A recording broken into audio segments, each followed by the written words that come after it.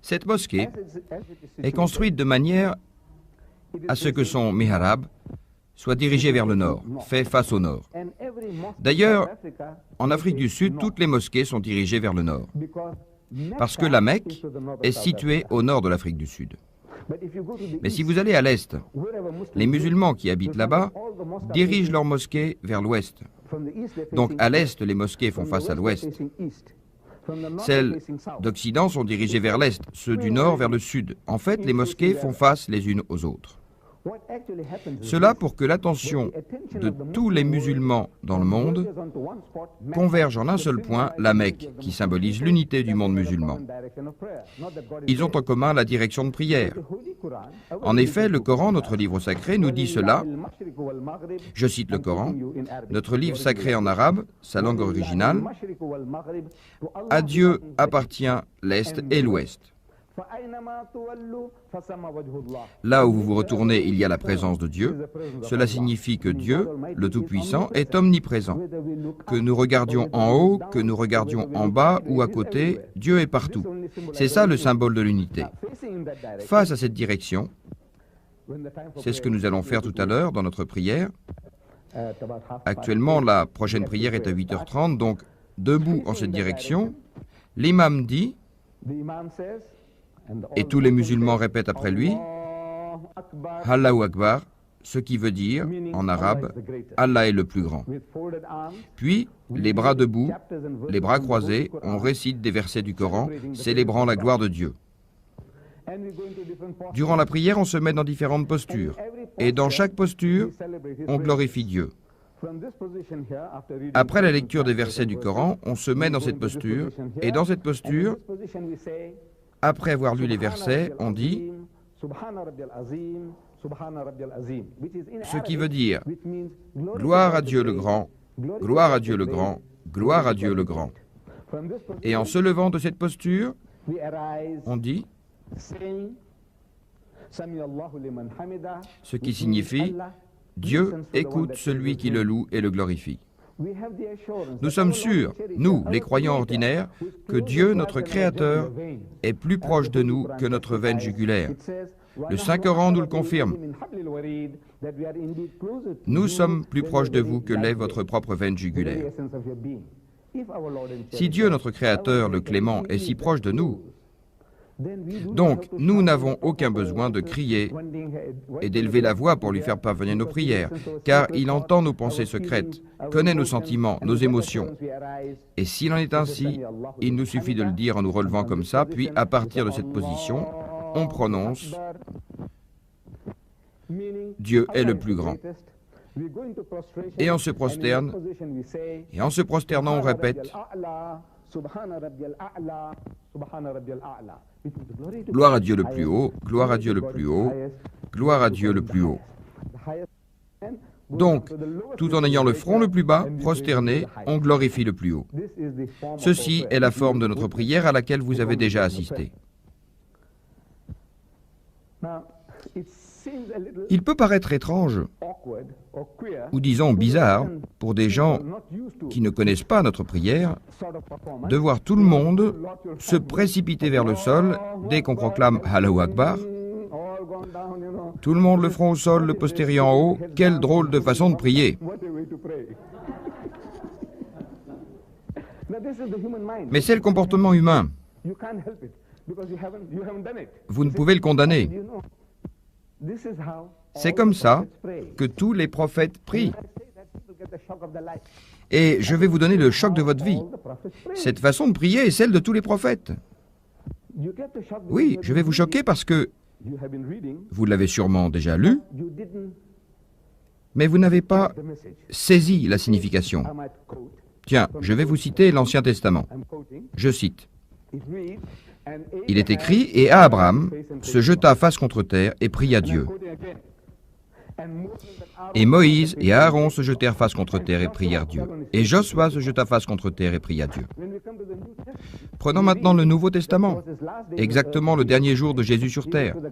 Il allait prendre le dernier dîner avec ses disciples et leur disait « Restez ici pendant que j'irai prier là-bas. Demeurez ici et veillez avec moi. Et allant un peu plus loin et tombant la face contre terre, il disait, il priait, mon Père, s'il est possible que cette coupe passe loin de moi. Il demandait à Dieu de lui éviter la souffrance. Non pas comme je veux, mais comme tu veux. Est-ce que j'ai cité le texte correctement? Dites-le moi si vous connaissez bien la Bible. Il leur dit restez ici, puis tomba face contre terre pour prier. Je vous pose la question suivante. Comment tomber face contre terre pour prier, sinon de la manière des musulmans? A-t-on besoin d'être acrobate pour faire cela? Non, bien sûr. Mais l'homme moderne, je m'excuse, mais l'homme moderne s'intéresse plus à son confort qu'à se montrer humble devant Dieu. Il s'assoit sur son postérieur et nous dicte ce qu'il faut faire. Il se demande si Dieu est sourd ou mort, alors qu'il n'est ni sourd ni mort. Posez ces questions et beaucoup d'autres, alors que les docteurs de l'âme humaine, que sont Abraham, Moïse, David, Jésus, Mohammed, nous ont donné l'exemple à suivre. Sommes-nous meilleurs qu'eux? Le sommes-nous? Bien sûr que non. Nous prosterner, nous? Eh bien oui.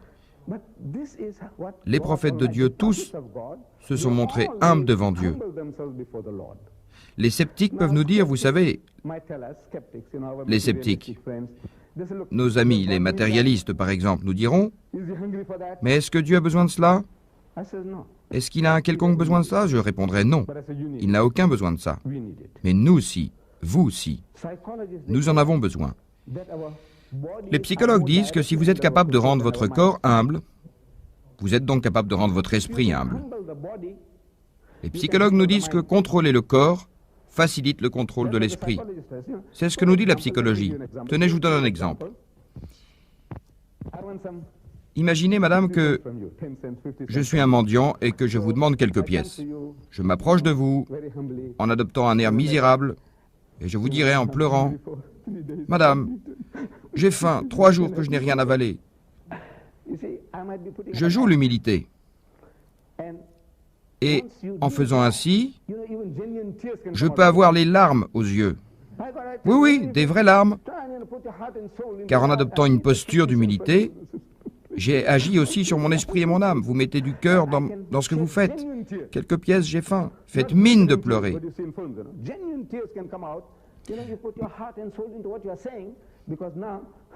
Madame, j'ai faim, mes enfants ont faim. C'est comme ça, en rendant le corps humble, on agit aussi sur l'esprit.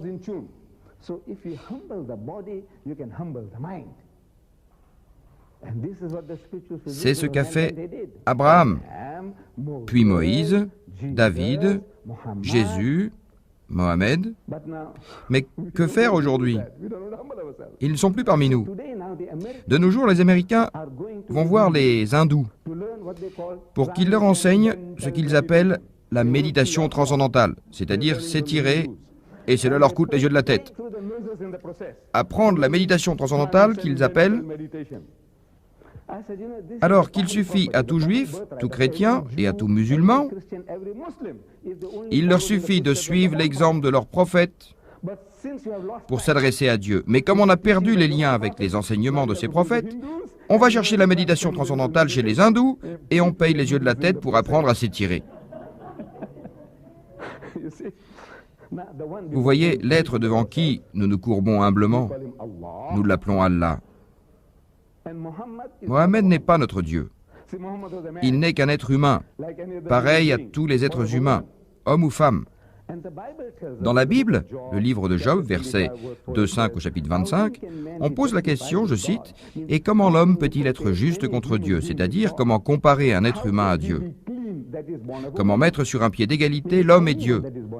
Comment un homme ou une femme, simples humains, peuvent être égaux à Dieu? Nous, en islam, nous disons non.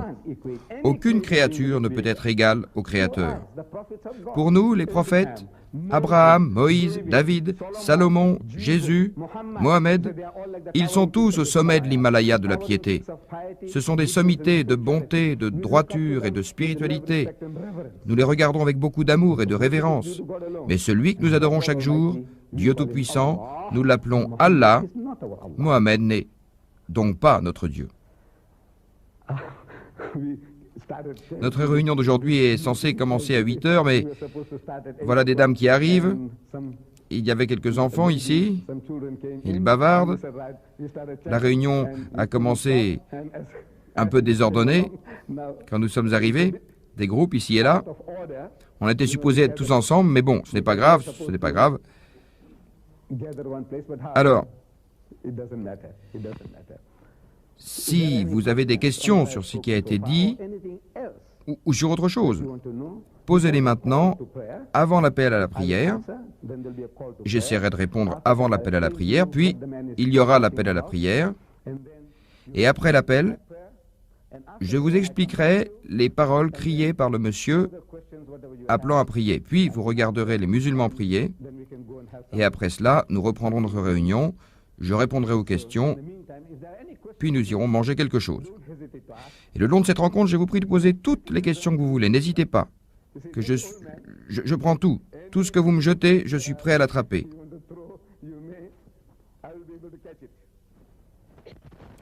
Oui, madame.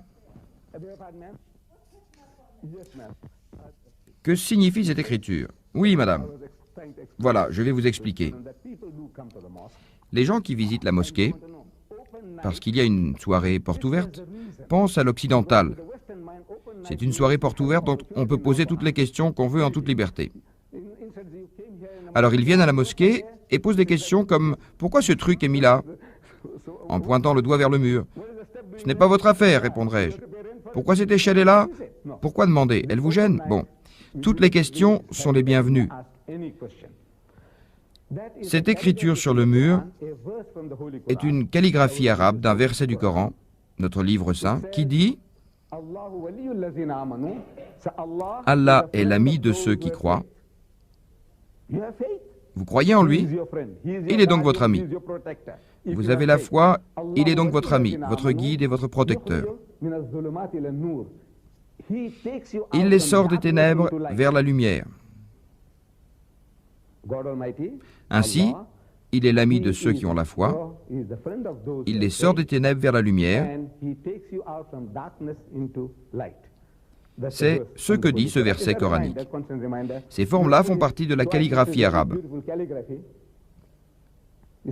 Les yeux s'habituent à ces formes-là, comme par exemple à la calligraphie chinoise, parce qu'en effet, le Coran est écrit en arabe. Et c'est un verset du Coran.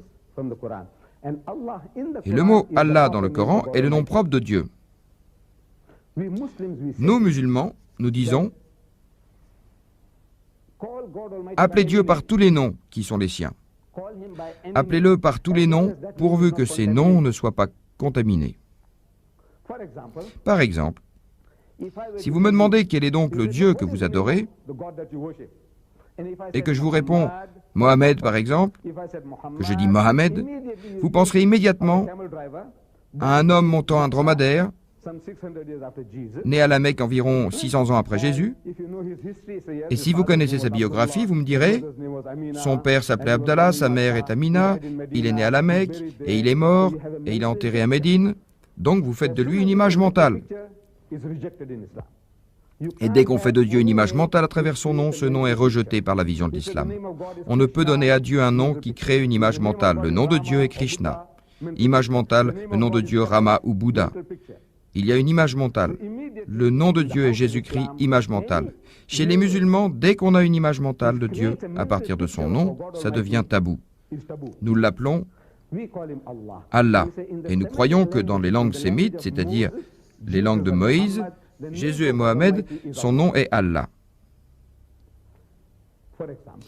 Parce que, voyez-vous, dans la Bible, l'Ancien Testament, 6823 en hébreu, le nom de Dieu est écrit comme suit. WHWH Elohim. YHWH Elohim. Les témoins de Jéhovah ont changé ce nom en Yehovah Elohim. Et dans la Bible actuelle, on lit en français Seigneur Dieu, Seigneur Dieu, Seigneur Dieu, 6823 fois en hébreu. Cela veut dire YHWH Elohim. Nous voyons bien qu'il y a 4 consonnes sans voyelle. Alors que les témoins de Jéhovah, quand ils sont avec des Occidentaux, ils leur disent que le nom de Dieu est Jéhovah. On leur demande, en fait, je leur ai demandé, mais où est-ce que vous avez trouvé ce nom Jéhovah?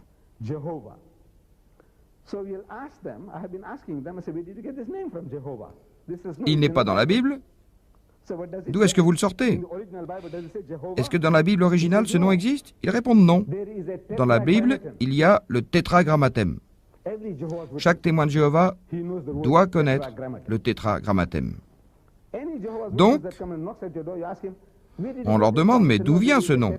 Ils répondent, non, mais c'est le tétragrammathème. Oui, oui, c'est marrant. En visitant l'université de l'Illinois, c'était une rencontre avec des professeurs et des étudiants, et on en est venu discuter sur ce sujet. Alors je leur ai demandé, qui d'entre vous a entendu parler de ce tétragrammathème? Personne, croyez-moi, personne des étudiants ni des professeurs le savait. Je leur ai dit alors, en plaisantant, quelle honte. J'ai dit au professeur, quelle honte. Vous ne le savez pas alors que le plus ordinaire des témoins de Jéhovah, peintre, éboueur, ouvrier, le sait. Alors que vous ne le savez pas, c'est étonnant. Imaginez qu'on vous demande ce que c'est le tétragrammathème, vous pouvez être docteur, avocat, mais ne sachant pas la signification de ce tétragrammathème, on peut avoir comme réaction de se tenir discrètement dans son coin en disant « Mais ce gars est formidable, il connaît le tétragrammathème ». Ce terme qui sonne comme un mot arabe ou hébreu, tétragrammathème, en fait, le sens littéral de tétragrammathème est le mot de 4 lettres. Tétra veut dire 4 et grammathème veut dire lettre, donc le mot de 4 lettres. J'ai demandé à mon interlocuteur, mais pourquoi donc vous utilisez un mot de 14 lettres? Tétragrammathème est un mot de 14 lettres pour désigner un mot de 4 lettres. Bien sûr, il ne le savait pas. En effet, le mot de 4 lettres qui nous vient à l'esprit d'ordinaire nous renvoie à une autre image mentale, celle qui était la cause de l'interdiction de Lady Chatterlight pour une vingtaine d'années en Afrique du Sud. Donc l'image du mot à 4 lettres n'est pas belle. Ils ont banni un livre pour ce mot pour une bonne vingtaine d'années. Alors ils nous disent le mot à 4 lettres, mais tétragrammathème. Et je lui demande, mais qu'est-ce que c'est ce mot à 4 lettres?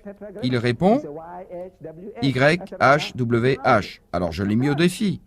Prononcez-le alors. Ce sont 4 consonnes. Il faut ajouter les voyelles pour former un mot. Allez-y, ajoutez les voyelles comme vous le voulez. YHWH, peut-être Yahweh ou Yehovah ou encore Yowa. Mais d'où vient le J, dites-moi? D'où vient ce J pour dire Jéhovah? Vous avez le droit d'ajouter des voyelles, mais des consonnes.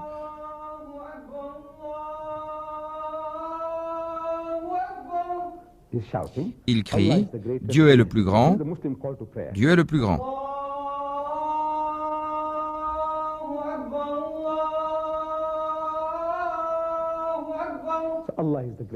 Il crie, Dieu est le plus grand, Dieu est le plus grand.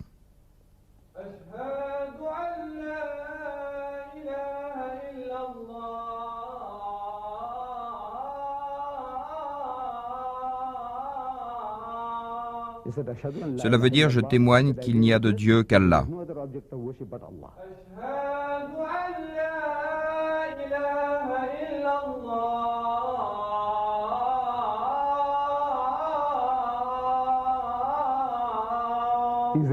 Il répète la même chose. Je témoigne que Mohammed est le messager d'Allah.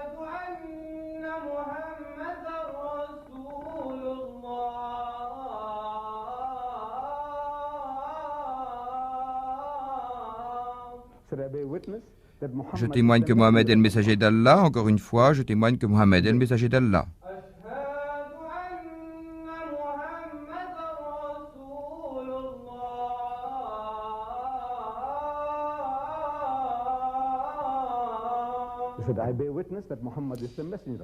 Il n'est ni Dieu ni autre chose, mais seulement messager de Dieu, donc il annonce qu'il n'y a qu'un Dieu et que Mohammed est son prophète.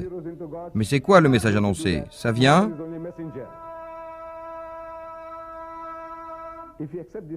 Il répète 2 fois, venez à la prière, venez à la réussite.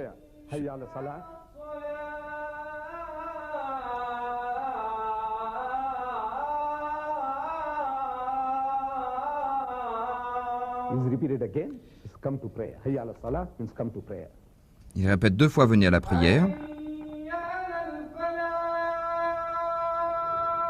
Venez à la réussite. Ceci est la réussite des hommes.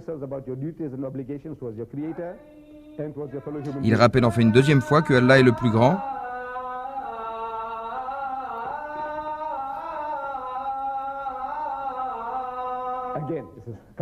Encore.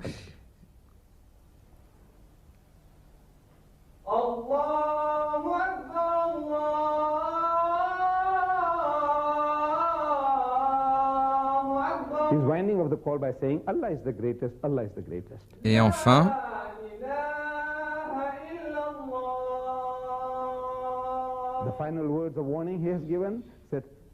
il finit l'appel en rappelant qu'on n'adore qu'Allah et nul autre Dieu. Seul Allah mérite qu'on l'adore. Humains, vous pouvez inventer des dieux, avoir plusieurs déités, mais le seul qui mérite vraiment d'être adoré, c'est Allah. Maintenant, s'il vous plaît, veuillez reculer. Oui, allez derrière pour libérer cet espace jusqu'après la prière.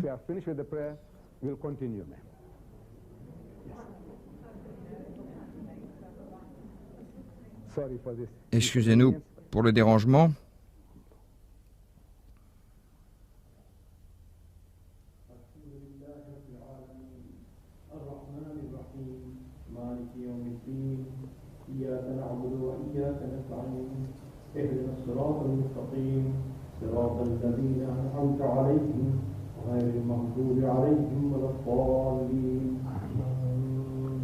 والضحى والليل إذا سجى ما ودعك ربك وما قلى وللآخرة خير لك من الأولى ولسوف يعطيك ربك فترضى ألم يجدك يتيما فآوى ووجدك ضالا فهدى ووجدك عائلا فأغنى فأما اليتيم فلا تقهر وأما السائل فلا تنهر وأما بنعمة ربك فحدث الله أكبر.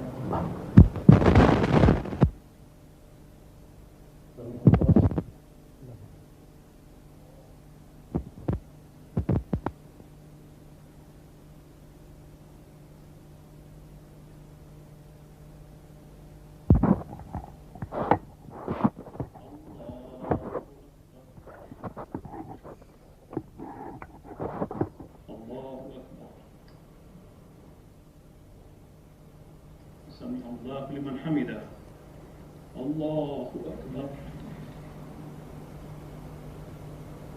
الله أكبر.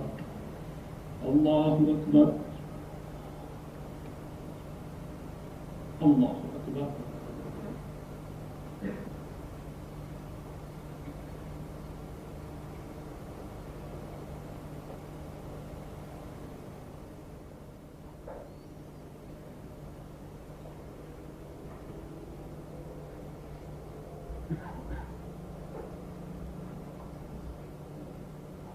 السلام عليكم ورحمة الله.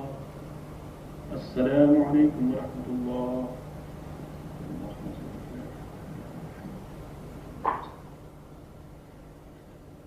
ربنا آتنا في الدنيا حسنة وفي الآخرة حسنة وقنا عذاب النار.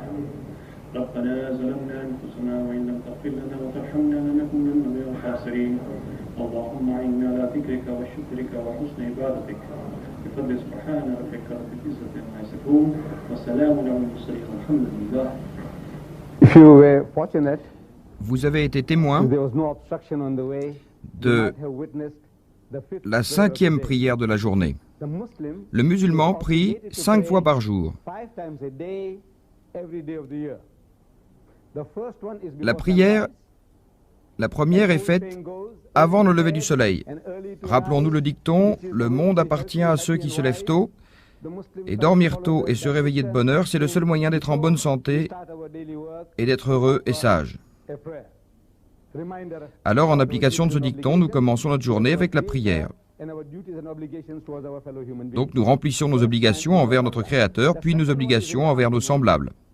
La deuxième prière est au début de l'après-midi, vers 13 h. La troisième prière entre l'après-midi et le coucher du soleil, c'est-à-dire en fin d'après-midi.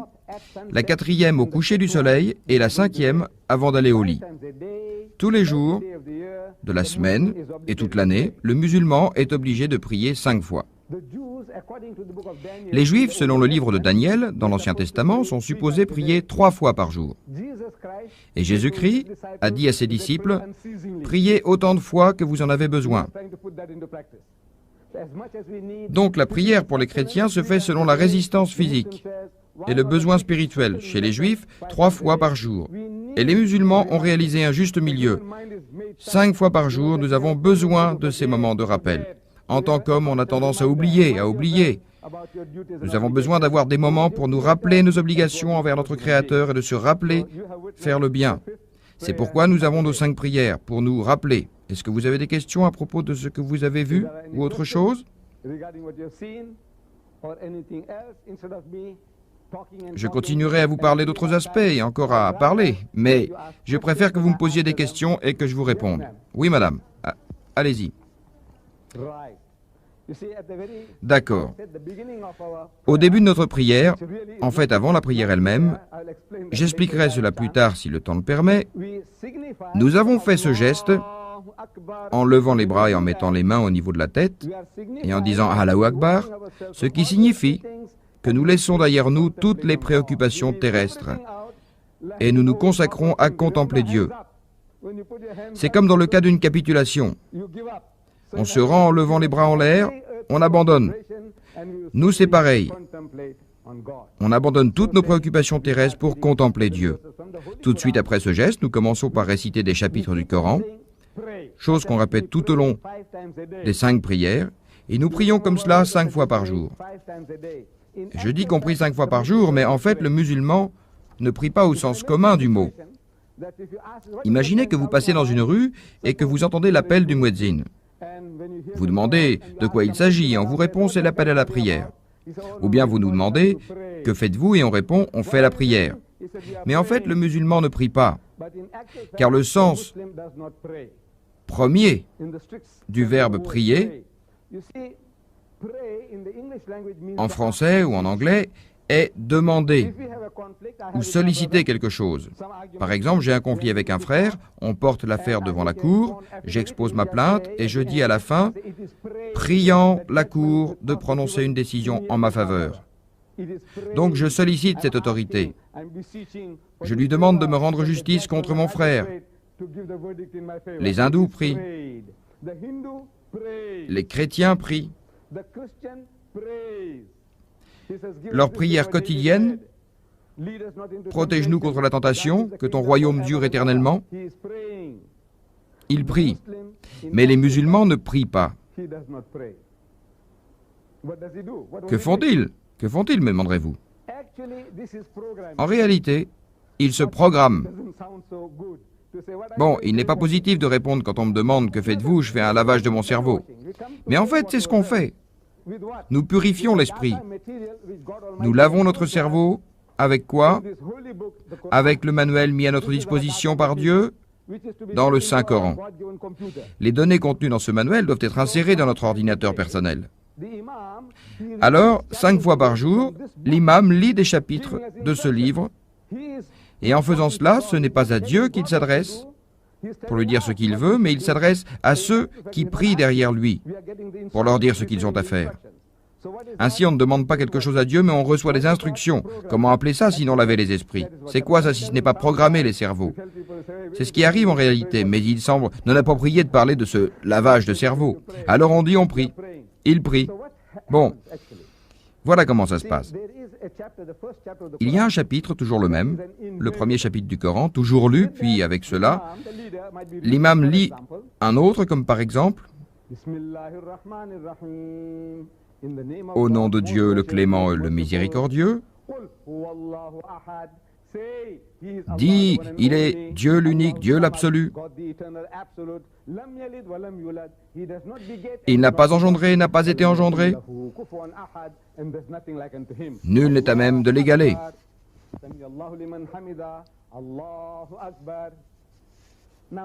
Qu'est-ce qui se passe en fait? Ce n'est pas nous qui demandons à Dieu de confirmer qu'il est unique et absolu, mais c'est à nous que Dieu s'adresse. Il nous enjoint de dire, de répéter qu'il n'y a qu'un Dieu unique. Il n'est pas 2 ou 3, ni une multiplicité de divinités, mais un Dieu unique. L'Éternel absolu. Il se suffit à lui-même. Il n'a besoin de personne. Il n'a pas engendré et n'a pas été engendré. Nul n'est à même de l'égaler. Rien ne ressemble à Dieu, rien de ce que vous connaissez. Allahu Akbar, cela veut dire que nous avons cru à ce que Dieu nous a révélé à propos de sa nature et nous l'avons accepté. Nous disons aussi, nous écoutons et nous acceptons, nous croyons et nous affirmons. Cette programmation de l'esprit est supposée se faire 5 fois par jour. Dieu nous dit ce que nous avons à faire. Par exemple, ô vous qui croyez, évitez tant que possible de suspecter les autres, parce que la plupart du temps, la suspicion est un péché. Ne vous épiez pas les uns les autres. Ne médisez pas les uns sur les autres. Aimeriez-vous manger la chair du cadavre de votre frère ou de votre sœur mort? C'est ce que l'imam demande à travers sa récitation du Coran aux musulmans. Est-ce qu'il y a parmi vous une seule personne qui voudrait manger la chair du cadavre de son frère mort? C'est une question. Répondez. Bien sûr, lors de la prière, on n'a pas le droit de répondre à l'imam. Et Dieu, à travers le Coran, nous pose la question, est-ce qu'il y a parmi vous une seule personne qui voudrait attaquer son frère, sa sœur, son ami, alors qu'il ou elle n'est pas là pour se défendre? Oui, c'est ce qui arrive, alors qu'il ou elle n'est pas là. Et vous mangez sa chair? Puis toujours à travers le Coran, Dieu nous donne la réponse. Vous détesteriez agir ainsi sûrement. Vous détesteriez manger la chair de votre frère ou sœur à leur mort. Alors pourquoi le faites-vous? Alors craignez Dieu et arrêtez de faire cela. Arrêtez. Même si nous avons fait cela, Dieu nous offre son pardon. Il accepte le repentir et nous fait miséricorde. Et on tourne la page. Ce qui est fait est fait. Dieu nous dit, oubliez cette mauvaise habitude et n'y revenez pas. Allahu Akbar, Dieu est le plus grand. Nous acceptons ce que Dieu nous ordonne. Ceci est un exemple d'instruction contenu dans ce manuel qui est censé nous programmer. Tout cela est dans ce livre, le Coran. Ce Coran. Qui a écrit ce livre? Oui. Oui, la question posée donc est, qui a écrit ce livre? Qui l'a donc écrit? Pour nous les musulmans, la question première est, qui est l'auteur de ce livre? L'auteur de ce livre, nous les musulmans, nous disons que c'est Dieu. C'est Dieu le Tout-Puissant qui est l'auteur de ce livre. Il a choisi un agent humain pour nous faire parvenir ce message à travers lui, et cet agent c'est Mohammed. Et Mohammed était un homme illettré. Il ne savait ni lire ni écrire. Il ne signait même pas son nom. Comment a-t-il fait alors? Au début, quand les premières révélations sont faites à Mohammed, quand il a reçu le premier message, il le retenait dans sa mémoire. On dirait gravé à l'aide du doigt de Dieu, comme il est dit dans la Bible. Quand Dieu Tout-Puissant délivra les 10 commandements, il est dit qu'ils ont été écrits du doigt de Dieu. Ce que je comprends de cela, c'est que ces commandements ont été inspirés ou dictés un par Dieu. Et de la même manière, Dieu a inspiré le Coran à Mohammed, et au fur et à mesure que le volume de la révélation devenait important, la nécessité de l'écrire s'imposait. Alors il convoqua tous ses disciples qui savaient lire et écrire et leur dicta les versets révélés pour les préserver. Et les matériaux sur lesquels on écrivait à cette époque-là, c'était des peaux et des omoplates d'animaux et des feuilles de palmier. Et suite à tout cela, tous ces manuscrits ont été archivés et plus tard on les a consignés dans ce livre. Et le Coran, tout ce qui a été révélé le long des 23 livres de la prophétie de Mohammed est écrit dans ce livre, le Coran. Et les musulmans pensent et croient qu'ils ont reçu la dernière et l'ultime révélation de Dieu. Et nous disons, l'Ancien et le Nouveau Testament pour décrire les livres formant la Bible. Ce qui est révélé avant Jésus, c'est l'Ancien Testament. Ce qui est révélé avec Jésus, c'est le Nouveau Testament. En utilisant la notion musulmane, on peut dire que ceci, le Coran, est le dernier testament. J'ai quelques exemplaires du Coran ici. Je vais d'ailleurs vous distribuer, s'il vous plaît, même si vous êtes 2 ou 3 de la même famille, Ici, vous prenez un seul exemplaire, mais vous les aurez à la fin car vous ne pouvez pas tenir le livre d'une main et manger les samoussas d'une autre. Ça va être difficile de prendre le livre d'une main et de l'autre. Et puis, ne le mettez pas par terre, s'il vous plaît. Nous respectons ce livre et nous serions blessés si vous le mettez par terre. En partant, prenez un exemplaire, chacun, c'est gratuit. Servez-vous, et si plus tard vous n'en avez plus, vous avez notre téléphone. Il suffit d'appeler et de dire « Je n'ai plus mon Coran » et nous vous inviterons à venir pour en prendre un autre dans nos locaux. Maintenant, laissez-moi vous dire quelque chose à propos de ce livre. Ce livre est une sorte d'encyclopédie. Une encyclopédie de 1920 pages. Vous avez du temps pour le lire, messieurs? Non. Je ne m'attends pas à ce qu'il y ait quelqu'un qui lirait cette encyclopédie d'un trait. Nous sommes tous très occupés. Où trouver le temps de nos jours de s'asseoir pour lire une encyclopédie? C'est très difficile. Alors voilà ce que je vous propose. Ce livre contient un index. Un index complet. Alors, regardez l'index, feuilletez-le, rien que pour avoir une idée du contenu de ce livre, et lisez ce qui vous intéresse. Un jeune homme, là, il veut se marier, il regarde là où on parle de mariage. Vous vivez un cas de séparation d'un couple, lisez ce qu'il dit à propos du divorce. Vous voulez savoir ce que sera le paradis? Allez à la lettre P, et de la même manière qu'on utilise le dictionnaire, il suffit de savoir l'index à la fin du livre. Que voulez-vous savoir? Jésus, par exemple? Que dit ce livre à propos de mon Jésus? C'est tout à fait naturel, oui, naturel de se demander si l'homme qui a apporté ce livre est un ami ou un ennemi. Est-il vraiment envoyé par Dieu? Peut-être que c'est un ennemi. Alors, regardons ce livre. Vérifions. Si vous êtes juif, ouvrez-le pour voir ce qu'il y a à propos de Moïse. Si vous êtes chrétien, ouvrez-le. Si vous voulez savoir ce qu'il y a à propos de Dieu, ouvrez l'index. Il y a 1444 entrées commençant par ce Dieu que vous voulez savoir. Concernant la justice, la création, Jésus. Ouvrez la lettre J. On lit Jésus, entrée numéro 1. Jésus, prophète de Dieu. Chapitre 6, 25. Sa naissance, décrite en 2 chapitres différents. Chapitre 3, ses paroles. Chapitre 19, voyons maintenant ce qu'il y a dans ces chapitres. Ouvrons ce livre, chapitre 3. Ouvre-le. Je vais vous le lire en arabe, puis je traduirai.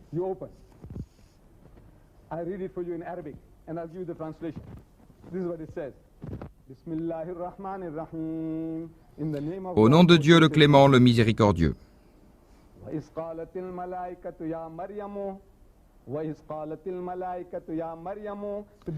Les anges ont dit, ô Marie, vous savez Marie, la mère de Jésus.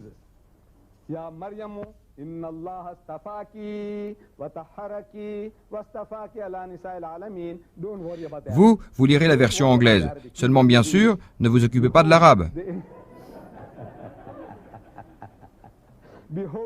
Ô Marie, dirent les anges, Dieu t'a choisi, t'a purifié et t'a choisi parmi toutes les femmes du monde.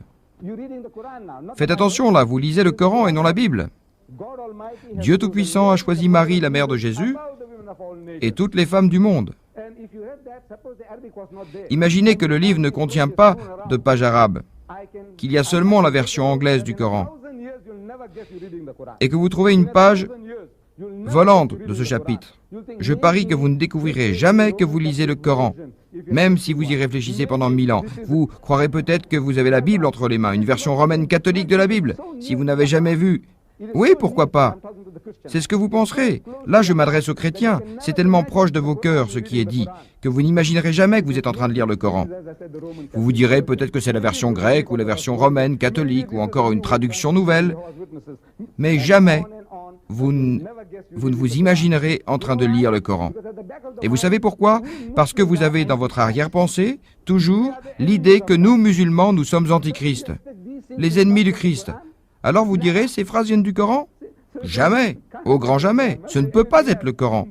Ça peut être un quelconque autre livre, mais certainement pas le Coran. Mais voyez-vous, c'est bel et bien le Coran. Vous savez, ce livre venant de Dieu nous fait aimer Jésus comme l'un des grands messagers envoyés par Dieu. Nous croyons que c'est le Messie, c'est-à-dire le Christ, que sa naissance a été miraculeuse, sans intervention humaine, chose à laquelle certains chrétiens ne croient plus de nos jours, y compris des évêques anglicans. Oui, plus de 50% des évêques anglicans en Angleterre ne croient pas à la naissance miraculeuse du Christ. Nous, musulmans, nous y croyons. Et quand les chrétiens nous disent que sa naissance a été un miracle et n'a pas eu besoin d'intermédiaire humain, nous l'acceptons sans discuter. Nous croyons qu'il a rendu la vie aux morts avec la permission de Dieu et qu'il a rendu la vue à l'aveugle, toujours avec les permissions de Dieu. Tout cela, nous le croyons car c'est dit dans ce livre. Les musulmans ne mettent jamais en doute ce que leur dit le Coran. Ils se satisfont de croire ce qu'il dit. Oui ?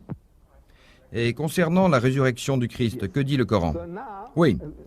La question maintenant est à propos de la résurrection du Christ, c'est-à-dire sa mort puis sa résurrection.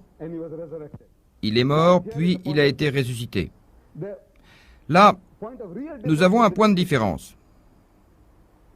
Il y a une autre différence à propos de la révélation, mais on abordera ce sujet plus tard. Revenons à sa résurrection. Le Coran dit «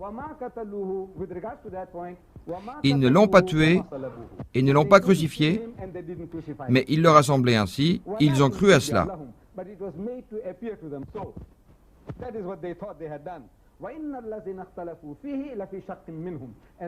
Ceux qui se disputaient à propos de cette question sont tous les deux dans le doute. Ils n'ont aucune connaissance certaine de cet événement. Ils suivent leur présomption. Ils n'ont aucune certitude concernant sa mort. Ici, on a un vrai problème. Et le problème, c'est le suivant, car c'est naturel. Les chrétiens vont dire, mais le livre dit qu'il a été crucifié, c'est écrit dans la Bible. Marc, Matthieu, Jean et Luc témoignent qu'il a été crucifié. Et puis sa résurrection a survenu, puis il a été élevé vers les cieux. Mais les musulmans leur répondront, mais notre livre dit le contraire. Alors votre livre est faux. Non, diront les chrétiens. C'est votre livre qui est faux. Et vous voyez, on se rejettera les arguments et les accusations. Non, non, ce n'est pas la bonne solution. On ne doit pas agir ainsi. Ce qui fait que chaque groupe tient à ses affirmations, c'est que chacun croit que c'est Dieu qui a dit ça. Moi, je soutiens que mon livre me dit la vérité. Ce sont les paroles de Dieu révélées à Mohammed. D'ailleurs, mon livre me dit de demander leurs preuves aux chrétiens à propos de ce qu'ils disent. Et si un interlocuteur avance une vérité, demandez-lui ses preuves. Dites-leur, présentez vos preuves, c'est ce que dit le Coran. Alors, présentez les preuves contenues dans la Bible.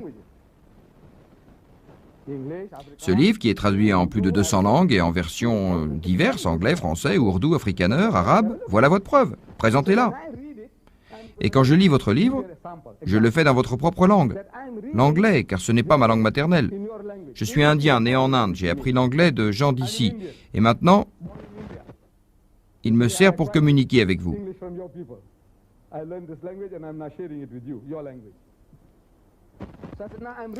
Alors, en lisant la Bible en anglais, j'y trouve une idée opposée à celle avancée par vous. Je vais vous l'exposer.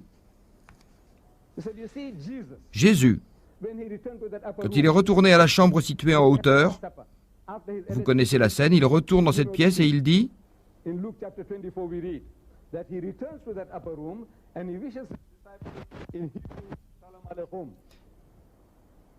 nous musulmans nous disons, c'est pareil, à l'expression peace be on you. Il a salué ses disciples et ils ont pris peur. Et il les a effrayés en les saluant. Imaginez des juifs habillés comme des arabes, et l'un d'eux entre, les salue, ils s'embrassent, puis les uns sont effrayés. Pourquoi?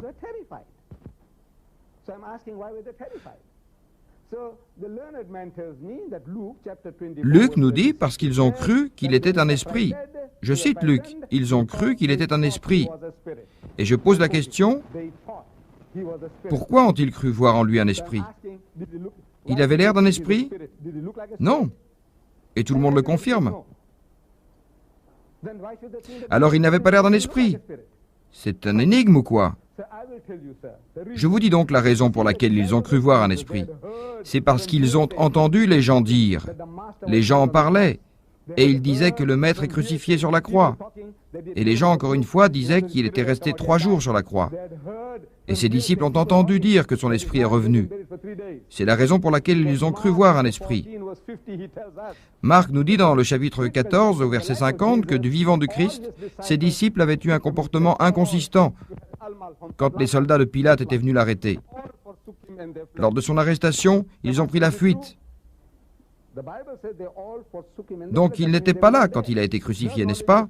La Bible nous le dit. Les disciples ont donc entendu les péripéties de sa mise à mort, racontées par des gens. Ils ont réagi par rapport à ce que les gens racontaient. Et imaginez un peu la situation, ils l'ont revu après 3 jours. S'il était mort, son corps aurait déjà dépéri. Et ils le revoyaient devant eux. C'est normal qu'ils aient eu peur. Jésus, pour leur rassurer, leur dit, je cite, « Regardez mes mains et mes pieds. C'est bien moi. C'est-à-dire, regardez-moi bien, je suis sain et sauf. Touchez-moi. Regardez, un esprit n'a ni chair ni os. » L'esprit, donc, n'est pas supposé avoir de la chair et des os, comme l'était le Christ à cette apparition-là. Il leur affirmait donc, « Je ne suis pas un esprit. Je ne suis pas mort. Que peut-il donc être? Que voulait-il dire? »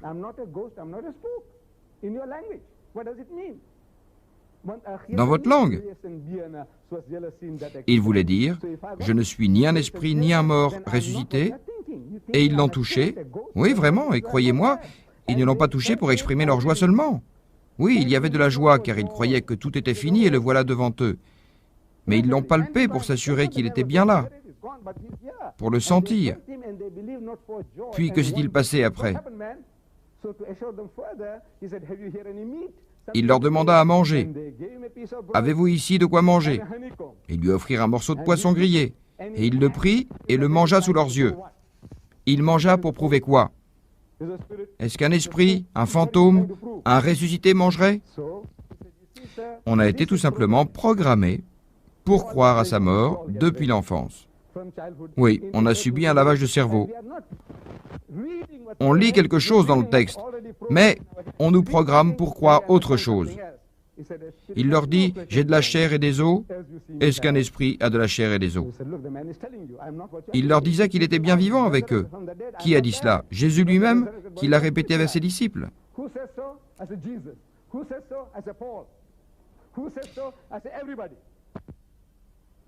S'il était ressuscité, il bougerait ainsi. Et Jésus leur a dit, ce n'est pas un corps de mort ni de ressuscité que vous voyez, c'est un corps vivant.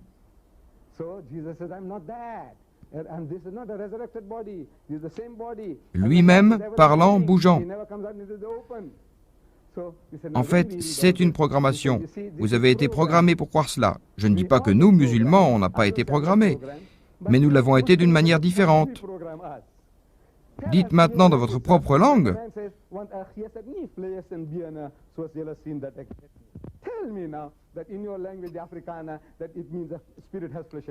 Comment dire, l'esprit n'a ni chair ni os? Dites-le moi. Je vous écoute, c'est de votre langue qu'il s'agit. Je vous ai donné mon interprétation, donnez-moi la vôtre. Qui d'entre vous peut me donner une autre interprétation de la phrase? Un esprit n'a ni chair ni os.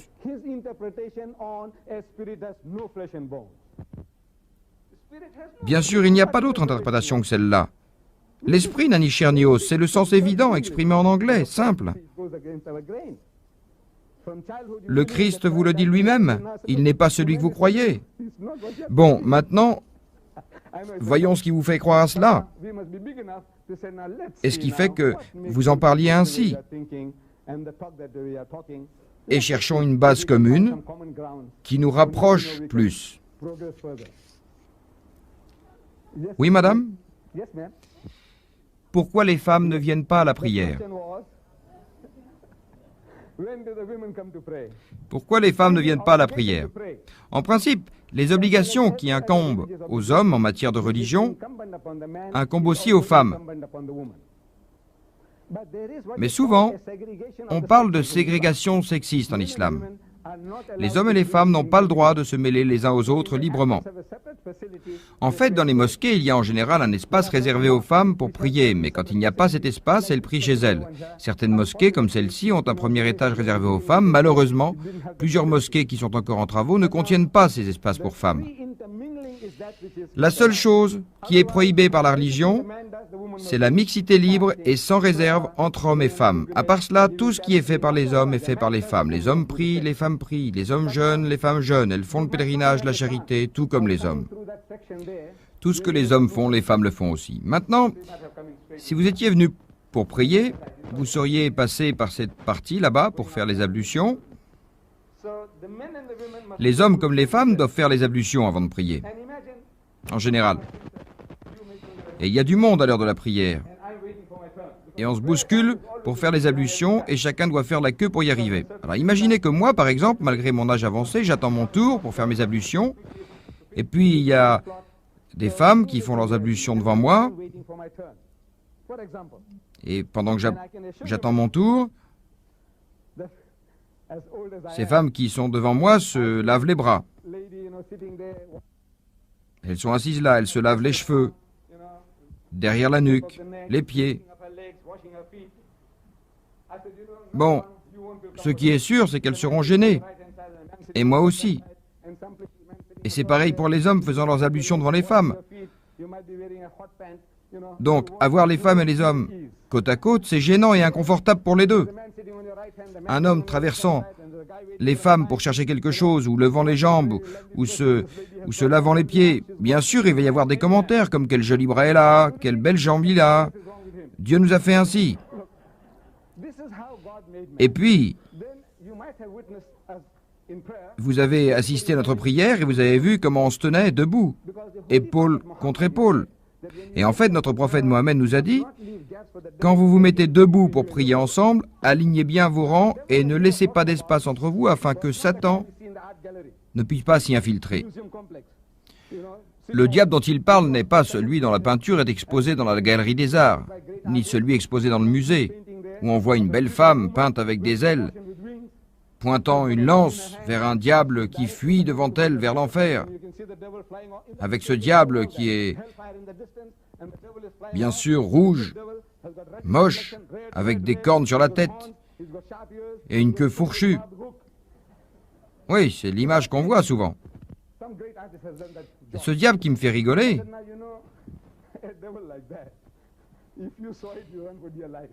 et ce diable qui vous fait rigoler aussi,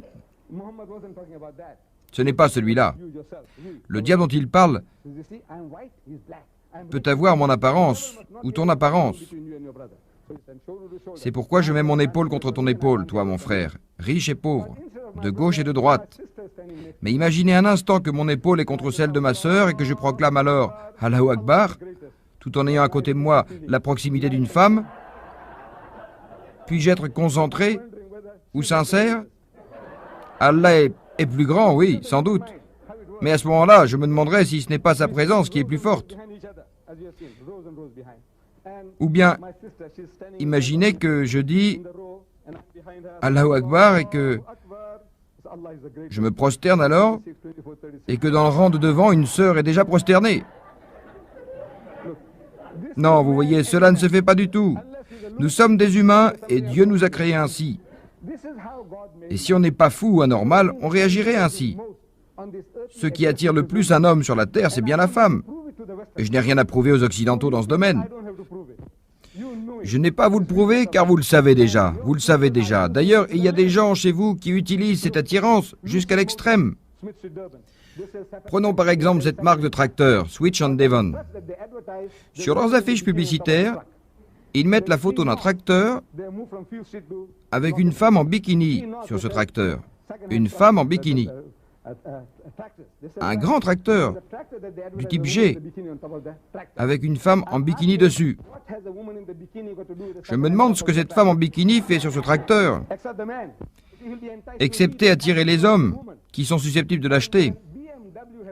Maintenant, BMW, pour faire vendre ses voitures et montrer qu'elles sont meilleures que celles de Mercedes-Benz. Je ne fais pas de la publicité pour eux, mais comme je devais changer ma voiture, j'ai reçu 4 offres différentes. Et j'avais une publicité de BMW dans le Daily News qui m'a attiré. Et sur cette publicité, il y avait la photo d'une belle BMW et devant elle, une fille en bikini. en string, dans une position très suggestive. Et le commentaire disait « Essayez-la maintenant ». Qui? La voiture ou la femme? C'est pour ça que sont faites les femmes. Pourquoi les Occidentaux vendent leur mère, leur sœur, leur fille? Tout est à vendre. Ou ceux qui sont ravis d'avoir des femmes stars. Sa femme faisant n'importe quoi sur cet écran pour être une star, et il est fier. Que vous arrive-t-il? Où sont passées vos valeurs? Vous êtes content d'une maman star? Un papa star? C'est ça la vie? Notre prophète Mohammed nous dit que les femmes, nos mères, nos sœurs, nos filles, nos égales, sont faites pour être respectées et protégées, et non pour être vendues. Oui, pour nous, la mixité, sans limite, est interdite. Mais les femmes ont le droit à leur espace, tout en respectant cette séparation. Que ce soit dans la mosquée ou en dehors de la mosquée. Ici à Durban, à la mosquée, elles ont leur espace séparé.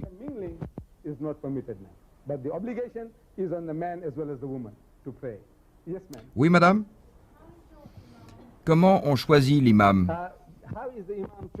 Comment on choisit l'imam? Vous voyez, on choisit la personne qui a la meilleure éducation et connaissances religieuses.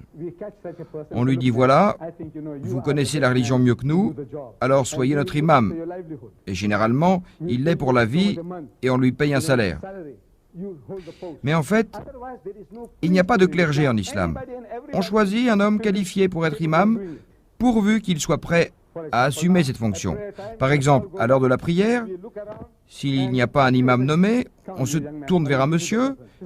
Vous, monsieur, voulez-vous guider notre prière? Il répond non, non, pas moi. Alors on se tourne vers un autre qui dit pas moi non plus. J'ai mes raisons. Souvent, ça se discute pendant un moment avant d'en trouver un. C'est la nature humaine. On n'aime pas toujours être leader. 5 fois par jour, nous avons une discussion à faire pour avoir un imam, si l'imam en titre est absent. Et quand le temps presse, on dit alors toi ou toi. Bref, on finit toujours par nommer quelqu'un et lui payer un salaire. Mais il n'est pas considéré comme un prêtre. Il n'y a pas de prêtrise en islam. Et en cas d'absence, il peut être remplacé par n'importe qui d'entre les fidèles.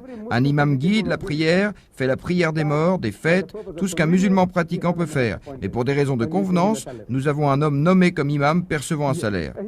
Oui, il y a aussi autre chose, comme savoir comment remédier à certaines fautes ou erreurs dans la pratique des obligations. Quel âge doit-il avoir? En général, il doit avoir dépassé l'âge de la puberté. Un homme ayant déjà dépassé la puberté pour diriger les gens dans la prière.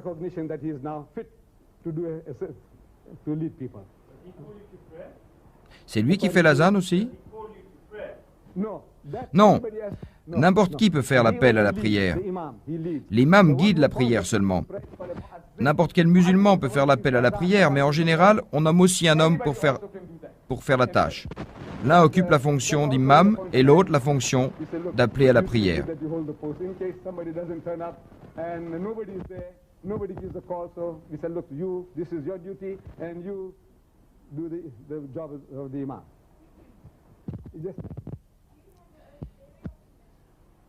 Est-ce que vous avez un comité pour les enterrements?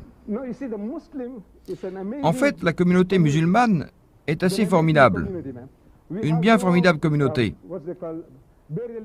On ne fait pas de préparatifs de la mort. Pas d'assurance décès. On ne s'inquiète pas en présence de qui mourir. Aucun musulman ne s'inquiète de la cérémonie de la mort. D'aucuns diraient, mais que se passera-t-il après ma mort? Car c'est le devoir de la communauté de l'enterrer. Si on ne le fait pas, tout le monde est fautif.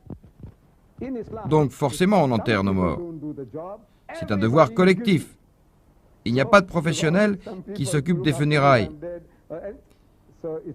Personne ne demandera à la veuve, par exemple, est-ce qu'il a laissé de l'argent pour ses funérailles? Est-ce que vous avez de quoi payer? Non, personne.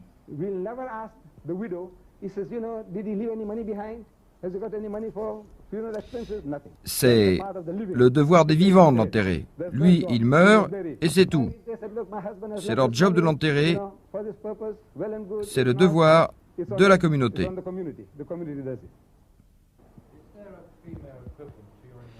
Est-ce qu'il y a un équivalent féminin pour l'imam? Non, il n'y a pas de femme imam. En priant entre femmes, la femme peut guider la prière d'autres femmes, Anybody can lead. mais elle ne peut pas être And the imam. Muslims as well, anybody can lead. So there is no equivalent to that. Yes, ma'am.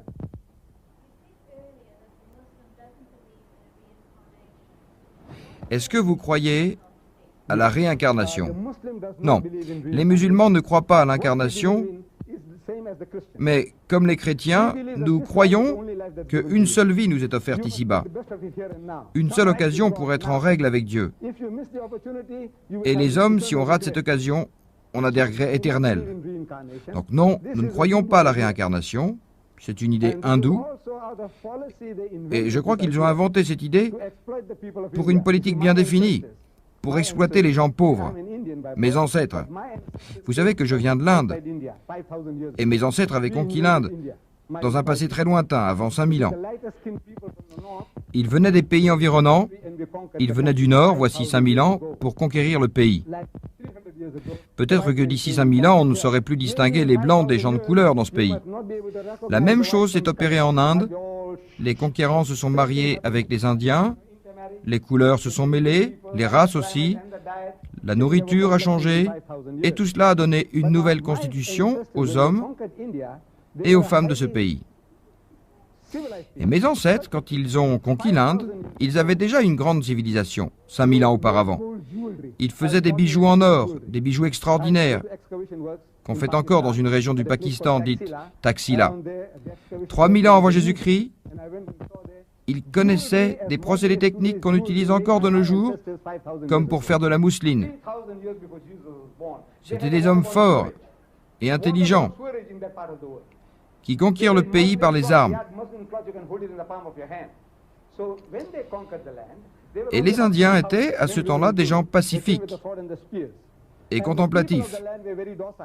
Mais mes ancêtres se rendirent très vite compte que cette population peut connaître un jour des remous et se révolter.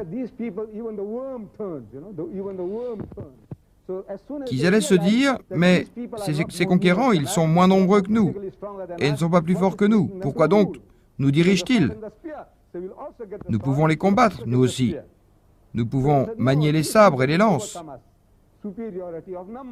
Et comme les Indiens étaient très nombreux, ils inspiraient la crainte à mes ancêtres, qui ont pris les devants, et ils ont fait un lavage de cerveau à cette population, en leur inculquant cette nouvelle religion qui consistait à adorer un dieu nommé Shiva, ou Siva. En fait, c'est pareil, Shiva ou Siva, c'est le même dieu. Ils leur ont dit que pour créer l'homme Shiva, il fallait prendre sa tête et créer les Brahmas. Et la caste des prêtres, et de ses bras, il fallait créer la caste des dirigeants. De son estomac, il fallait créer les fermiers et les artisans. Puis des pieds, ils ont créé les intouchables, des dizaines de millions d'Indiens. Alors vous êtes là pour servir les autres, et si vous remplissez bien cette tâche, dans une seconde vie, vous accéderez à la caste supérieure en devenant fermier ou artisan par exemple, puis dans une autre vie, vous serez peut-être des dirigeants. Et si vous êtes des bons dirigeants, dans une autre phase ultérieure, vous deviendrez des brahmas. Et après cela, vous n'avez plus besoin de revenir à la vie. Vous vous unirez aux dieux. Et cela marchait bien. C'était génial. Vous êtes un domestique, soyez un bon domestique. Ne faites rien pour changer de statut. Après la mort, vous serez récompensé. Vous, que faites-vous? Fossoyeur de cadavres d'animaux, restez-le. Vous, convoyeur de marchandises, ok, c'est bien, gardez espoir dans une autre vie. Voilà, c'était l'illusion qu'il donnait aux Indiens. Vous allez être réincarné, vous allez revenir, une et deux et trois fois, et encore, jusqu'à ce que vous soyez parfait. Cette théorie semble très attirante, mais elle n'est pas vraie. Elle semble attirante et logique, mais en vérité, sa logique est fausse. Alors, nous n'acceptons pas la réincarnation. Comme les Juifs et les chrétiens, nous croyons que cette vie est donnée une seule fois. Vous devez obéir à Dieu dans cette vie-ci, sinon, plus tard, on assumera les conséquences.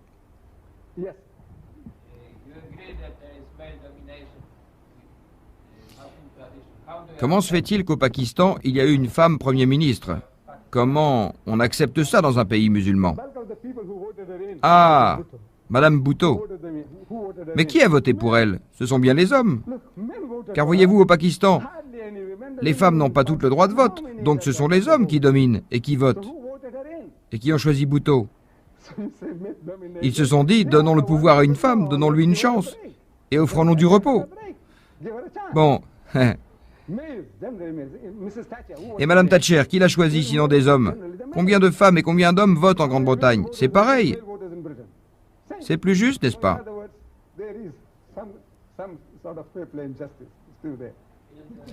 C'est une émancipation pour la femme. Oui, les gens ont accepté ce fait. Elle a gagné. Elle a vaincu des hommes instruits et compétents. Chapeau. Elle mérite ce succès, oui.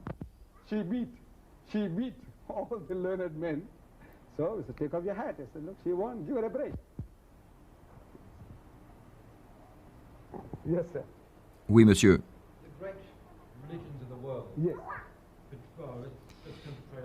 Vous liez la religion à l'existence de prophètes.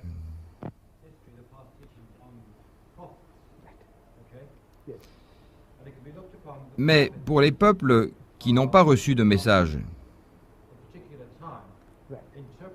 qui n'ont pas, comment dire, qui n'ont pas de prophète. Et d'ailleurs, votre prophète, Mohammed, il n'est venu qu'il y a 15 siècles seulement. Vous voyez, le Coran est le seul livre qui nous dit à chaque nation, nous avions certes envoyé un avertisseur, et pour chaque peuple un guide. Les Africains, regardez-les, est-ce qu'ils avaient des prophètes? Pourtant, avant la venue des hommes blancs, ils avaient des croyances. Ils avaient une noble conception de Dieu. C'est l'esprit le plus haut et le plus pur. Rien ne lui ressemblait. D'ailleurs, il ne lui faisait pas d'image. Ceci est une preuve de leur croyance. Ils savaient que l'adultère est un péché, que voler est un péché, que beaucoup d'autres choses sont un péché, et ceci avant que les hommes blancs ne débarquent sur leur côte. Mais ils ne savaient pas nommer les prophètes comme on sait. Dieu leur a certainement envoyé des guides. Les enseignements de Moïse, de Jésus et de Mohammed, par ailleurs, sont liés par le fait que le père commun est Abraham. L'une des branches de sa famille a donné Moïse et tous les autres prophètes juifs qu'on connaît. L'autre, à travers Ismaël, a donné Mohammed. Ils appartiennent tous au même arbre de famille, celle d'Abraham. Et en plus, il y a un dénominateur commun aux enseignements de Moïse, Jésus et Mohammed. Mais les musulmans croient qu'à l'origine, c'est le même message, sans la moindre différence. Mais pourquoi le processus de l'envoi des prophètes s'est arrêté? Pourquoi il n'y en a pas de nos jours? Parce que là, on parle du passé. Mais pourquoi il n'y en a pas de nos jours? Oui. Oui, très bonne question. Les choses peuvent atteindre la perfection. Regardez, les scientifiques nous disent que nous avons évolué à partir des singes et que l'espèce s'est perfectionnée. On leur demande pourquoi cette évolution s'est arrêtée. Ils répondent parce que l'homme est arrivé à la perfection. L'évolution s'est passée durant des milliers, voire des millions d'années, et maintenant, nous avons atteint la perfection, le chef-d'œuvre. Mais pourquoi est-ce que ça s'arrête? Bon, je vais vous répondre. Regardez cette main. Y a-t-il moyen de la perfectionner? Ajouter un doigt, un ongle, des doigts? Pourriez-vous mieux faire avec une main à 6 doigts? Vous voyez, quand la perfection est atteinte, tout ajout devient une anormalité. Alors c'est pareil dans l'histoire religieuse des hommes. Les musulmans croient que le Coran est l'ultime révélation pour les hommes. Jésus a dit à son peuple qu'il a beaucoup d'autres choses à leur dire, mais que son peuple n'était pas encore prêt à les recevoir. Il n'avait pas encore la capacité. Comme cela vous arrive avec les enfants. On leur raconte des histoires de Père Noël, de Santa Cruz pour les rendre heureux. Que faire d'autre sinon les prendre comme ils sont, des enfants?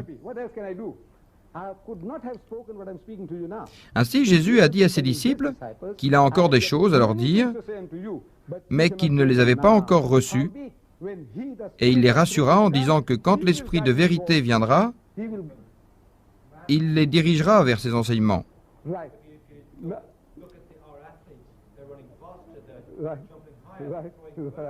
Oui. Oui. Mais pour cela, vous avez besoin d'être guidé. Regardez par exemple un sprinter. Il a un noble but, gagner. Mais il peut avoir une éthique défaillante. Pas d'éthique du tout. Et il prend des drogues ou en se dopant. Alors malgré son physique très fort, il a besoin d'être guidé pour faire le bon choix. C'est pareil pour vous. Vous avez une maturité d'esprit, mais vous avez besoin d'être guidé. Et sans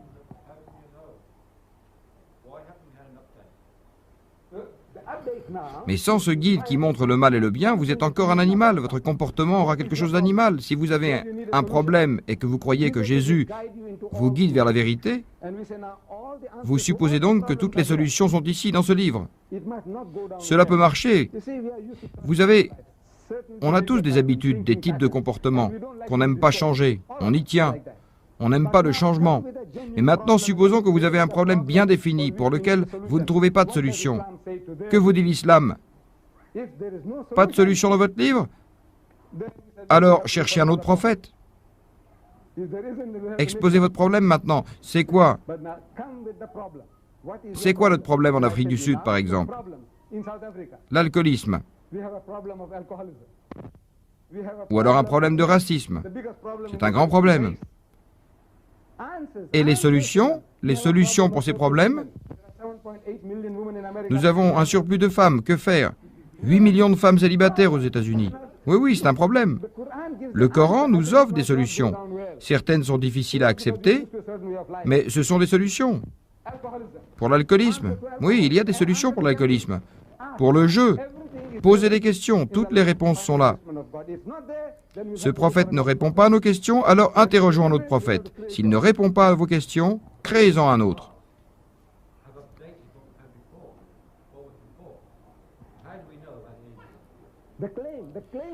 Nous proclamons que c'est l'ultime révélation. Alors mettez-nous à l'épreuve. Si je prétends être l'homme le plus fort du monde, vous me mettrez à l'épreuve en me demandant de faire 10 pompes à l'instant. Et je réponds, ah, je ne peux pas. Alors comment prétendez-vous être le plus fort? Alors il faut tester les prétentions. Sinon, comment vérifier une prétention? Là, on ne prétend pas que les musulmans sont des anges, des modèles de vertu. Non, je veux dire tester les enseignements de l'islam. Je ne parle pas des musulmans. Je ne prétends pas être un ange, modèle de vertu. Non, personne ne dit ça. Ce que je veux dire, c'est que les solutions pour vos problèmes sont dans ce livre, révélé par Dieu. Donc ce livre est votre propriété. Ouvrez-le vous-même et lisez-le vous-même. Il vous parlera. Ce livre n'est pas la biographie de Mohammed. Dans ce volume épais, il n'y a ni le nom du père de Mohammed, ni sa naissance, ni sa famille, ni son décès. Et vous imaginez un homme qui écrit un livre dans lequel il ne parle pas de lui-même? Le nom de Mohammed revient dans ce livre 5 fois, alors que le nom de Jésus revient 25 fois. Réfléchissez.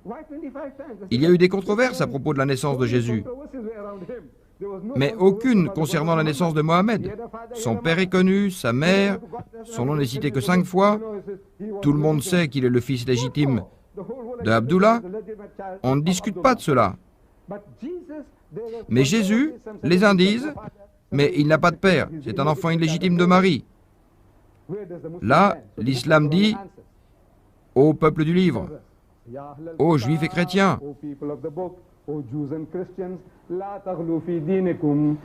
ne soyez pas extrémistes en matière de religion.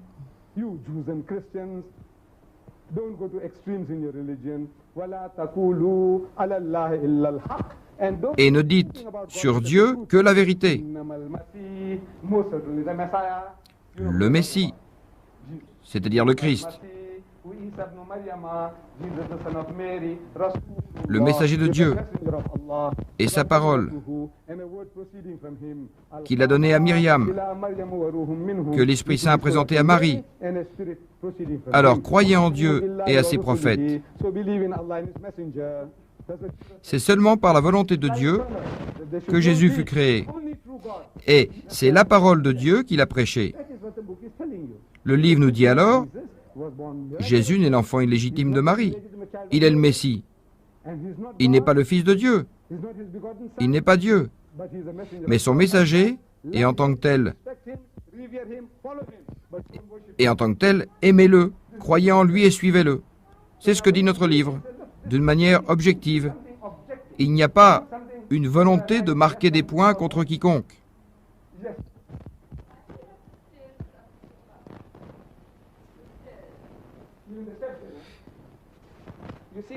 L'imam, en guidant la congrégation, ne leur fait pas face, mais fait face à la direction de la Mecque, à Dieu. Sauf le vendredi, où il monte à la chaire, ayant des marches pour être vu par tout le monde et pour délivrer le sermon. Il n'y a pas de mysticisme ni de symbolisme en cela, seulement pour une raison pratique, pas de mysticisme, pas de symbolisme. Oui, madame. There's no mysticism, no symbolism. Everything has a practical purpose in the house of Islam. No mysticism, no symbolism. Yes, ma'am. Pourquoi les musulmans portent un couvre-chef? Je demande, madame, quand vous allez à l'église, ou quand votre mari va à l'église, il enlève son chapeau en signe de respect. Il ne le fait pas? Si. J'ai demandé à des amis, pourquoi vous enlevez votre chapeau? Ils ont répondu, pour montrer du respect. Et ils m'ont demandé, et vous, pourquoi vous le mettez? Et j'ai dit, pour la même raison, pour montrer du respect. On fait des gestes opposés, mais tous les deux signifient le respect. Cela me rappelle Shakespeare qui dit « Rien n'est bon ou mauvais en lui-même, mais la manière de penser le fait bon ou mauvais. » En fait, couvrir la tête est un signe d'humilité. Oui, découvrir la tête est aussi un signe d'humilité. Supposons qu'un Africain se présente à vous pour un job. « Bonjour madame » et sans enlever son chapeau. Vous prenez cela pour de l'arrogance et il n'aura pas de job. Mais s'il enlève son chapeau et demande « Eh bien comme ça, il va l'avoir. Il est bien. » En fait, tout cela est un code social. Cela n'a rien de religieux.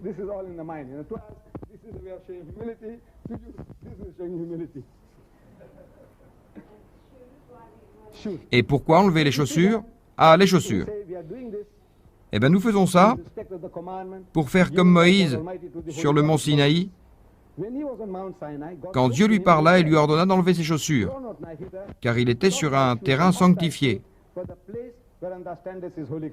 Et en respect de cet ordre, nous enlevons nos chaussures pour entrer dans la mosquée.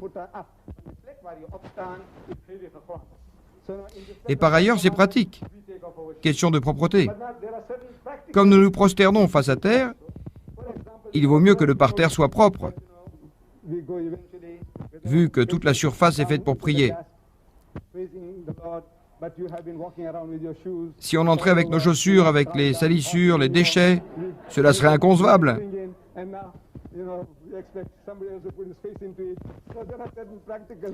Donc, par respect à la tradition de Mohammed et de Moïse, mais aussi par souci d'hygiène, on enlève les chaussures.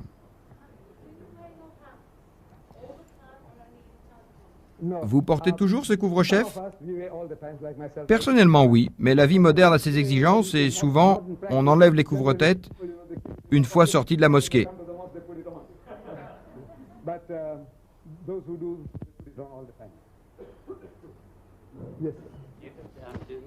Est-ce que les musulmans croient que Jésus est quelqu'un de particulier, de très spirituel?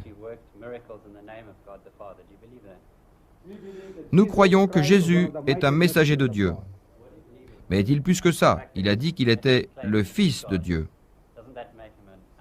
Qu'est-ce que vous en pensez? S'il l'a vraiment dit, parce qu'en fait, nous les musulmans, nous croyons que nulle part dans la Bible, Jésus ne proclame être Dieu, ni demande aux gens de l'adorer. Si vous avez cette information, alors montrez-moi dans quelle partie de la Bible Jésus dit « Je suis Dieu » ou « Adorez-moi ». Ou est-il dit ainsi « Montrez-le-moi et je vous croirai sur le champ ». Jésus dit qu'il est la parole de Dieu, et comme Dieu est parole, donc Jésus est Dieu. Faites attention, faites attention. Là, ce ne sont pas les paroles de Jésus, mais les paroles de l'Église, du pape. Ce que Jésus a dit dans la Bible, il a dit « Mon Père est plus que moi, mon Père est plus grand que tout. Je regarde, j'écoute et je juge. Mon jugement est juste, car il n'obéit pas à ma volonté, mais à la volonté de Dieu. » C'est ça qu'il dit. Il le dit clairement. Il n'est ni ange, ni surhomme, ni Dieu. Ma nature n'est pas celle de Dieu, mon pouvoir n'est pas celui de Dieu. C'est ce Jésus, l'homme, et on l'accepte. Où est-ce qu'il dit qu'il est Dieu? Montrez-moi, c'est nulle part. Lui, il se montre humble, il ne dit pas. Il ne dit que ce qu'il a appris de Dieu. Le Père qui m'a envoyé a mis ses paroles dans ma bouche. Quand est-ce qu'il se proclame Dieu? Il confirme, ces paroles ne sont pas les miennes. Le Père les a mis dans ma bouche et je les transmets telles qu'elles sont. Il ne prétend pas être Dieu, il n'ordonne pas qu'on l'adore. Je suis perplexe, ce sont des interprétations. Ils disent il a vu le Père. Attendez.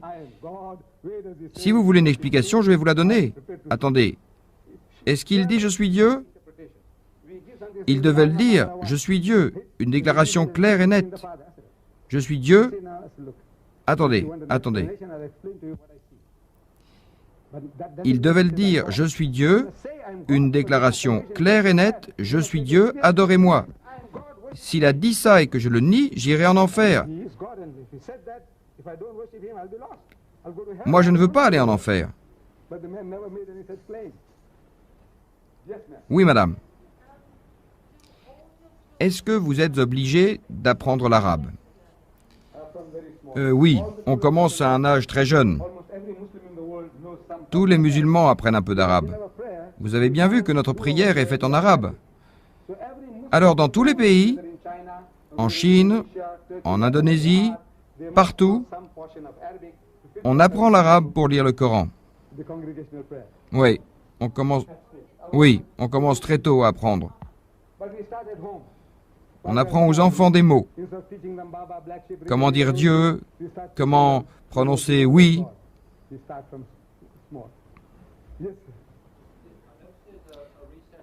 À quoi sert cette niche là-bas?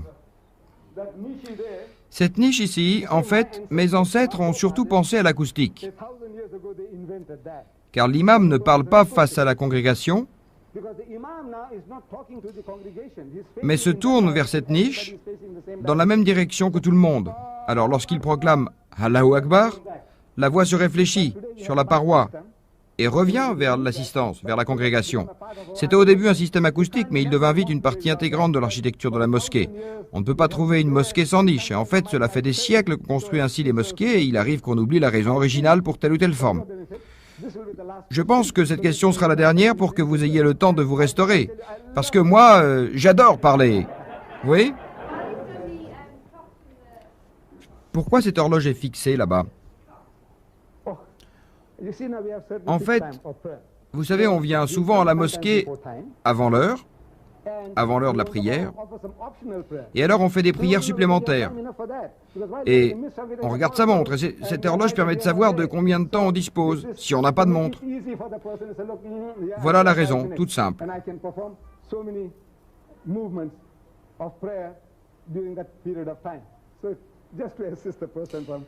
Oui, c'est la dernière note parce que... C'est vraiment la dernière note parce que... Je pense sinon que les samoussas refroidissent. Et en mangeant, on peut aussi poser des questions. Oui, madame. Peut-on discuter le principe du mariage musulman? Oui, madame.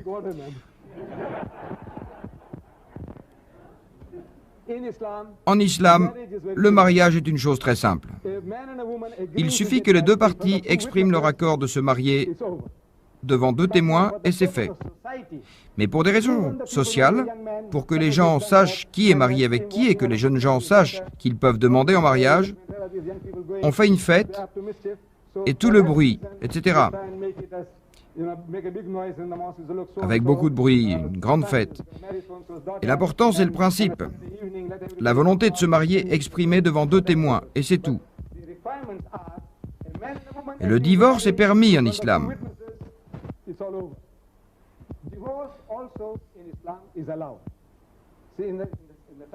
Jésus l'avait interdit de son temps parce que les gens abusaient.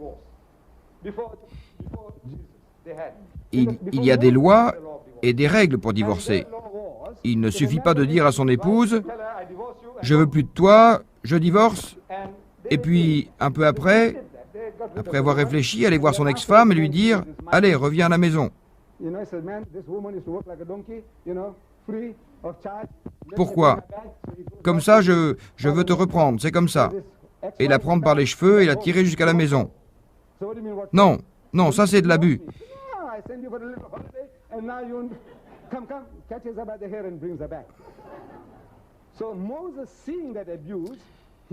Et c'est pour cela que Jésus a interdit le divorce. On ordonnait de consigner les divorces pour qu'il n'y ait pas d'abus. Et là, nos cousins juifs, ingénieux, eh oui, ils étaient si ingénieux pour contourner la loi, ils trouvèrent la solution.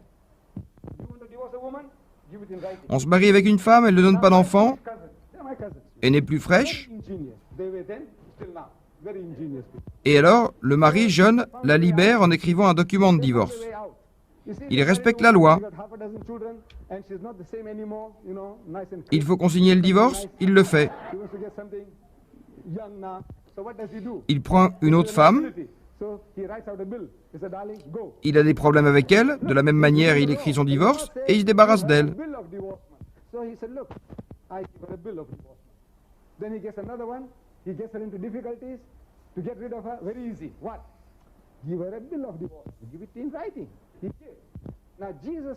Jésus, en médecin de l'âme des Juifs, en médecin spirituel, il voyait l'abus. Et c'est pour ça qu'il rendit la loi plus stricte. Il a dit, excepté pour cause d'adultère, le mariage ne doit pas être brisé. Il ôta leurs privilèges à ceux qui se jouaient de la loi, ceux qui fraudaient. C'était un progrès par rapport à la situation vécue, mais n'oublions pas que Jésus a annoncé qu'il y aurait quelqu'un qui viendrait après lui pour compléter la vérité. Et cet homme annoncé est Mohammed, qui a permis le divorce. Mais le soumet à des conditions. Vous voulez divorcer? Ok, mais vous devez appliquer ce que dit ce chapitre. Le Coran nous montre comment faire pour divorcer. Bien sûr, ce n'est pas en prenant des photos compromettantes de l'épouse et en les présentant à la cour pour obtenir gain de cause. Certainement pas. Le Coran nous montre la manière juste de divorcer.